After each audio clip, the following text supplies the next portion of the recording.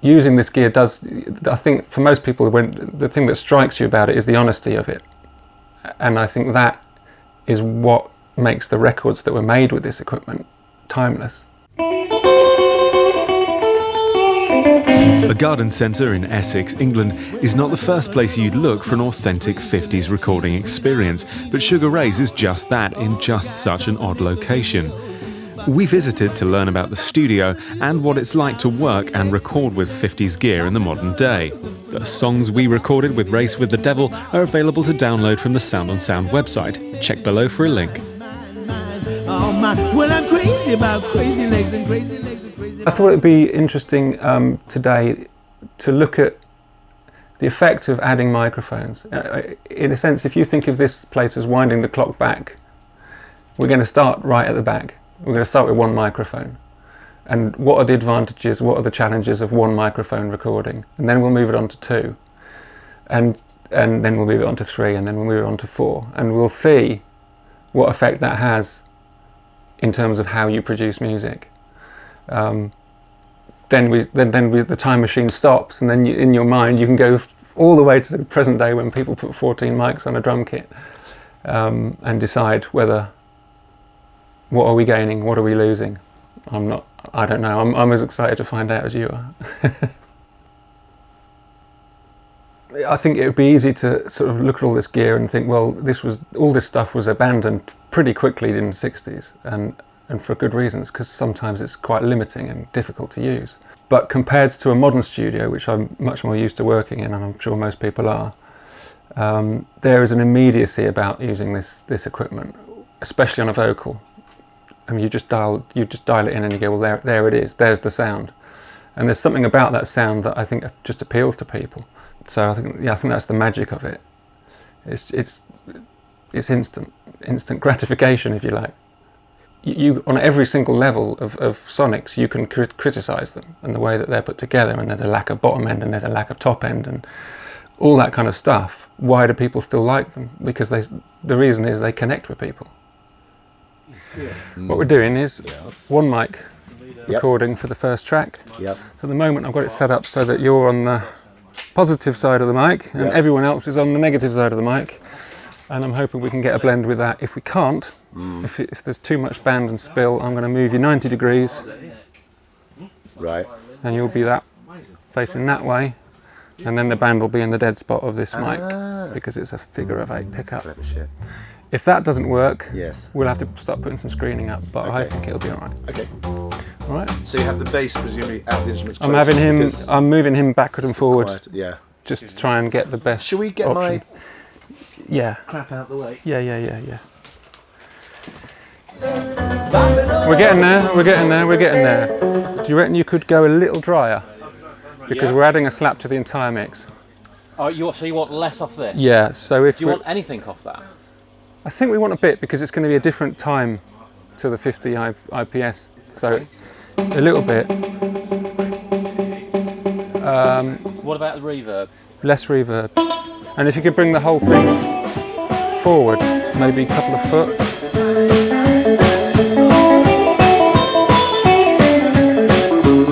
Well, the idea I had for Sugar Ray's was from probably about 10 years ago. As a musician myself, I was going into modern studios and coming out with a sound that wasn't really emulating the style of music we were playing. So I thought to myself, I would love to build a definitive 1950s recording studio in every sense of the word. That was from microphone, performance to tape. There's a lot of modern studios that have got some old equipment. They may have a couple of old mics, might have some old Portex, they might even have an old tape recorder, but they're not recording the whole process as I'm doing here. And I was saying to the guys when they're performing in there, what you're actually experiencing is exactly what they experienced when they recorded these great records. That's exactly what they would have experienced. And we do is, the engineering side. I've taken obviously a lot of inspiration and a lot of ideas from Sun Studios. I've tried to use all the American equipment that was used where Sam Phillips was recording, of course, and that a lot of the equipment I've got here is what he used at Sun Studios. We've spent probably 4 years in field testing studio and ironing out all the problems, because setting the whole studio up was one massive undertaking. The next massive undertaking is actually getting it so that it all runs nice. But I think now, particularly with Lincoln on board, that we've got it fully under control as can be. It's mixing in 3 dimensions basically. Figure of 8 mic, the positive side towards the singer, that's going to have it's got slightly more depth to it on this side, and everything else is going through the back of the mic. The sides of the mic are dead spots, so that I'm minimising the reflections coming off the walls of the building. Put in lots of random angle panels as well to have to randomise reflections as well, so they don't come out as actual notes. And that's it really. Ultimately it's down to the guys to maintain the level they've done at sound check, and then we'll press record. Hopefully it'll be good.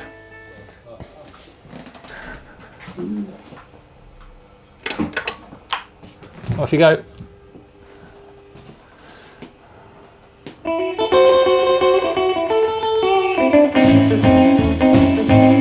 Well, I got a little woman called Crazy Leg. She's the queen of the teenage. The challenges are really that as much as when you look at all this stuff, you know, you've got all these, you've got all the knobs, but in the real world, they don't really help you all that much, because you're dealing with a live environment where there is total bleed, with microphones that have quite an unpredictable characteristics between them, and pick up from the back and all that kind of thing. So it may say bass on that knob and you turn that up, but you actually, when you turn that up, you actually might get more drums, depending upon where things are and the way things are set up. So really the skill of being the engineer in this kind of environment is what you do out there more than what you do in here. Essentially in here you try and stop things from clipping. You try not to over compress things. If you want a little bit of nice distortion, you try and find sweet spots, but essentially your mix is all done out in the live room.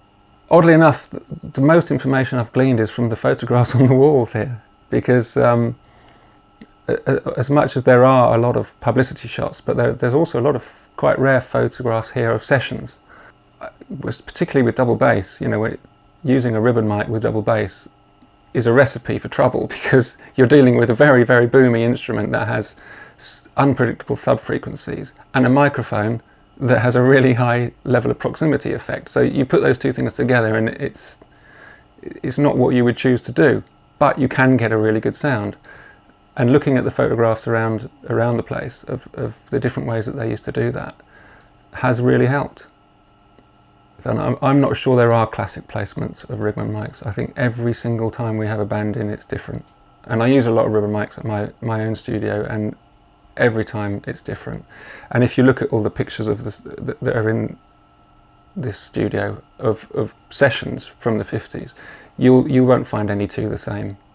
It really is, put it near the instrument, have a listen, and then see what's going on, and then try and fix if there's a problem. I suppose if there is a classic thing, it's the way that you use the dead spots.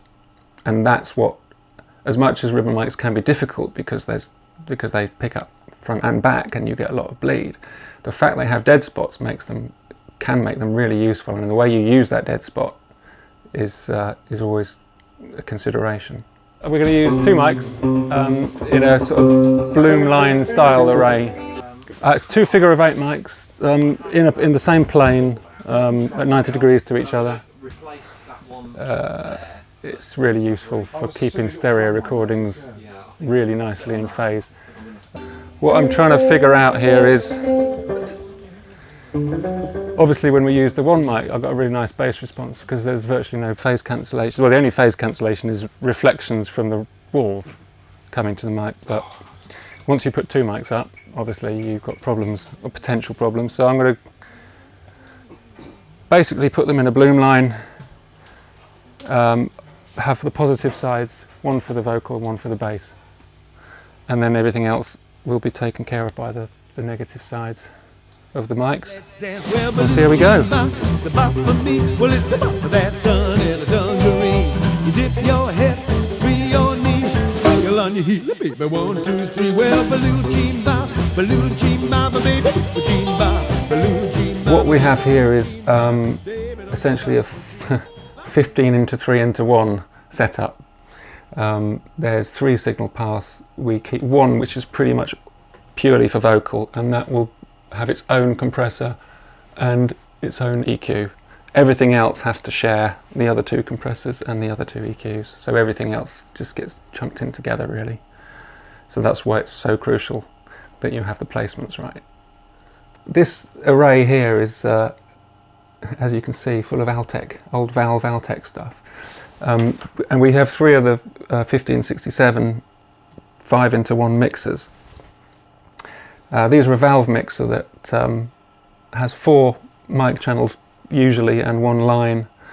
And these were used in the 50s, but also way into the 60s. They're originally, I believe they were a PA mixer, so you'd find them in dance halls and places like that. There's a sweet spot with the gain on the mic channels where with certain singers you can get a really nice edge to the voice. It's quite a small sweet spot, so you can easily slip into distortion, but it's there, particularly with female vocals, I've found. It's just a really useful bit of kit. I mean, it's all passive. There's no phantom power, so you can't blow up ribbon mics. That's always good. The EQs are pretty good, both shelving EQs. But yeah, these were popular into the 60s and used on soul records and Motown stuff. These are the compressors that, again, there's just the world's full of records made that went through these. These were modded.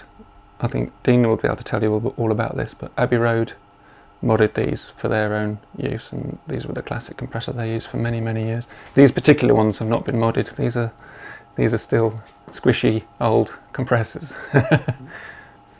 I particularly took interest in the desk that Norman Petty was using in 1958.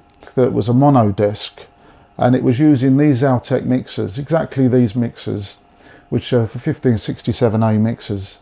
And he had 3 of these, which I have got.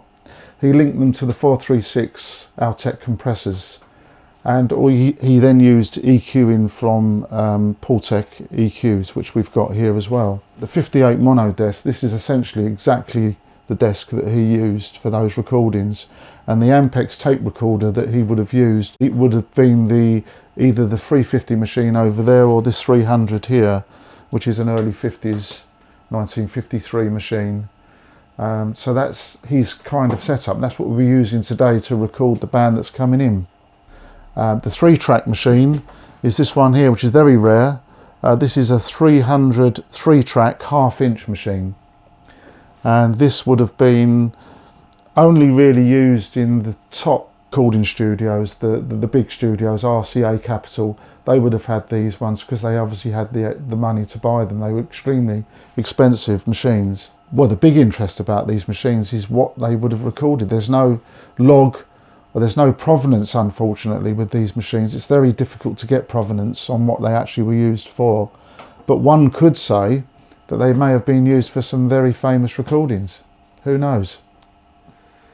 The real anoraks will be fascinated by this little device as well, because this is probably the most rarest piece of equipment I've got, believe it or not, and yet it's probably one of the smallest pieces.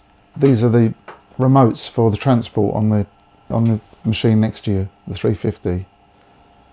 But I've been talking to a guy in America just recently about these, and he's never seen one in 30 years, and he trades in Ampex all the time. There's very few people that have got them. This is a Collins 212E 1956 desk, and well, it's a broadcasting and recording desk, so you've got queuing on this. You've got, for broadcasting use, there's a lot of outboard stuff that they would have used off of this, so you've got all the facilities on that desk to use for broadcasting, radio broadcasting, as well as recording, and even TV work as well, because that's again the thing with all this equipment. It was universal used. You know, they would not necessarily just use it for recording purposes. But the Portex are, we've got the mid-range one, which we use for vocals. Then we've got this one up here, which is a mastering one, which is a notch one, which has got the notch controls on it. And then we've got this one here, which isn't a Portec, better say that actually. This is a Cartec, but is essentially a Portec, but probably a bit more reliable. A lot of this equipment, yeah, baffles you. It just doesn't work like a plug-in at all. I mean, these are always compressing. If you're putting something in them, they're compressing as far as I can hear. I don't think the needle necessarily tells you all that much. I've got them set to the slowest release time that they have, but I honestly have never noticed them be affected by the fact that I've put them in that in that setting. They just compress, and they do it in a very nice way, luckily. So I suppose that's why they're always very popular. One of the really, really tricky things about working in this environment is that EQ and compressors don't do what you would normally expect them to do. When you're working with minimal number of microphones and you're obviously focusing on a vocal, in a booth you can compress that vocal and you just get that big fat sound. In a room with a band you can't do that, because all you do is increase the roominess and the boxiness. So you have to be really, really careful with a compressor. Similarly, the EQ. If you want to, if you've got a male singer and you're getting a lot of proximity effect, and you want to reduce the bass, well, you're going to lose the double bass. So you have to move the singer. That's the bottom line. Or you know, you can. The old 77s and 44s do have settings on them, but you're making a choice. What do you lose? Because you're going to lose something else. Whereas in a modern environment where everything's separate, you can go crazy with compressors and EQs and do anything. Sounds pretty good. That's good actually with the two. Yeah, so we're going 3 mics now. So yeah, we've got back to a dedicated vocal mic, and we've got a dedicated bass mic. 44 above the drum kit, but pointing at the guitar amp. So we're trying to capture the two noisy guys with one mic. I put some more screening up so I can, in theory, use some compression on the vocals, which will make them bigger. We'll see if it works or not. And also the vocal mic is turned so that the drums are in the dead spot of the vocal mic. Well, the lights went on, they went on. John got self trying to hold his own way. Who slapped John? Who slapped John? Well, who slapped John when the lights went low? Who slapped John? Go!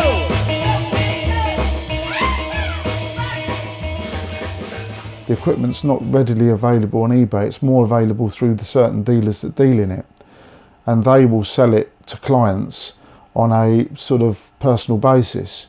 And the RCA 44 microphone, I purchased that from, it came from Scottsdale, Arizona, and it came from a chap whose father had died, who collected the microphones in the 50s, and particularly collected new old stock, brand new microphones in the boxes. And he sold these microphones, and I got to know that they were for sale. And I bought the RCA 44BX from him, which was brand new, still in the original box. Came in the RCA's box with the instruction manual, with the tags on the leads, all tied by string. All we did was retension the ribbon on it and make sure that it was working within the parameters it should do. And it's being used in the live room all the time, principally for a vocal mic. And the pictures where they've captured, you know, bands working in studios, that inspiration comes through to the bands when they're working in here. Same microphone. I'm singing through the same microphone, like this picture up in the corner there of Elvis singing through a 44. And they come in and they're singing and they're thinking, well, the only thing I've got to really do is sound like him, because other than that, the microphone's the same. There's some key microphones used in the 50s. The RCAs probably have the lion's share of the usage of mics. That's the 44, of course, the 77, and then they did a 74. Shaw microphones were used. I mean, we've got some Shaws here. That would be the Fat Boy 55, the 55, the 355. Then you've got the Altex, which are the 639 bird cages. The most famous tape echo, I suppose, really, is the one that Sam Phillips developed. And that's to use two tape recorders, sending away one and then bringing it back. And then that was mixed back into the desk. The other echo that we use is this Dynacord up here, which is it's a German device, and this particular one is a 62S, which is a 1960-61, which is a tape echo. It's got a variable amount of slapback echo you can use. It's also got reverberation on it as well. And the other effects we have, of course, is the EMT plate, which I managed to find a very early one, a 1957 mono plate, and EMT bought those out in 1957, so that's the first year of manufacture, and that particular one is serial numbered 87. RCA bought loads of them. I mean, they had 6 or 7 in their studios together. They had banks of them. Oh, and also we've got this one up here, which is the Watkins Copycat.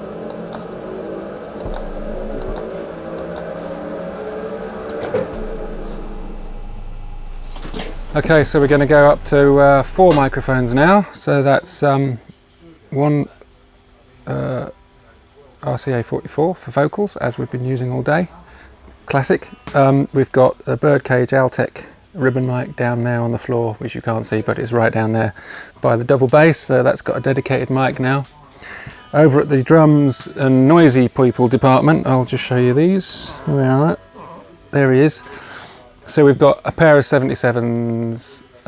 One is above the drum kit, and it's pointing its dead spot at the guitar amp, which is hopefully going to aid with some separation. Similarly, the one that's on the guitar amp, again, the drum spot is in the dead spot. The drum kit is in the dead spot. Not too fussed about where I position that guitar amp mic. It's going to sound pretty good. I want a reasonably roomy sound. I don't want it to sound super close mic'd, because it would just not sit with the rest of the mix. But that's it, essentially. This is pointing the dead spot into the noisy area. Bass takes care of itself, kind of thing. So I'm hoping that this one's gonna go off with no issues. What has ramped up is the ability to get drier signals on everything on the plus side. On the downside, it's ramped up the complication of just having different bleeding signals coming through into the desk. So, for instance, on that 3 mic setup, there was a real nasty ring coming off the guitar amp. So, classically, with this kind of rig, when I went to try and fix that by EQing the mic on the guitar amp, it wasn't that one at all. It was actually the vocal mic. So you have to hunt it down, and with one mic you know where it's coming from. With 2 or 3 or 4, every time there's a little issue, you've got to basically mute them all and start again to find out where the offending frequency. Otherwise you could reach for the EQ that you think it is and wreck the sound that you've just spent 10 minutes putting together. So that's the downside, but hopefully that the more mics we're adding, hopefully we're getting a fuller sound. But I've got to say that one mic setup was sounding pretty good, so we shall see. We'll see how that goes.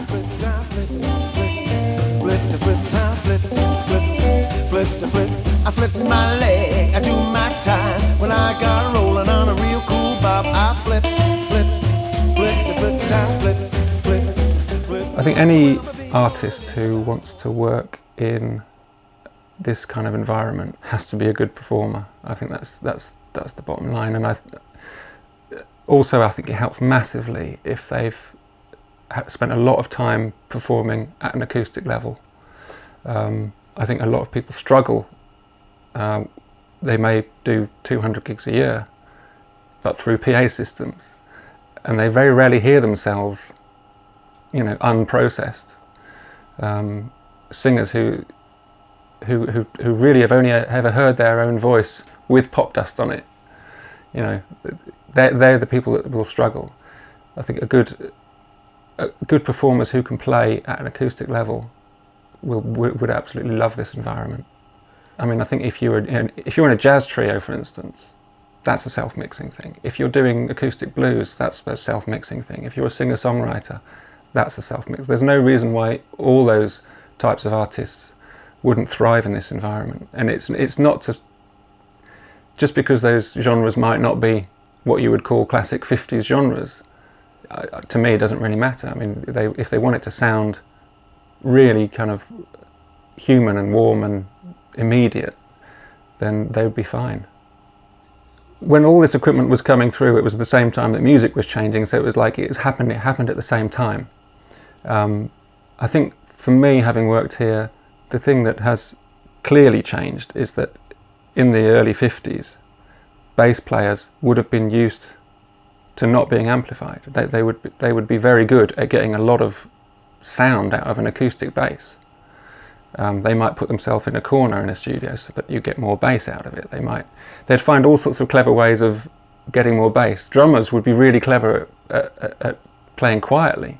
So they might be really good with brushes, or they might be, you know, great swing drummers who had a light touch but could play quietly but still in an exciting way. I think a lot of those skills possibly have been lost because people now have everything amplified. So there's no, you know, particularly for bass, there's no reason for guys to play like that anymore. They just plug in. I think a studio like this, it would be very easy to look at it and say, well, obviously this is set up for doing mid-50s rock and roll and rockabilly. That's not actually the way I look at it at all.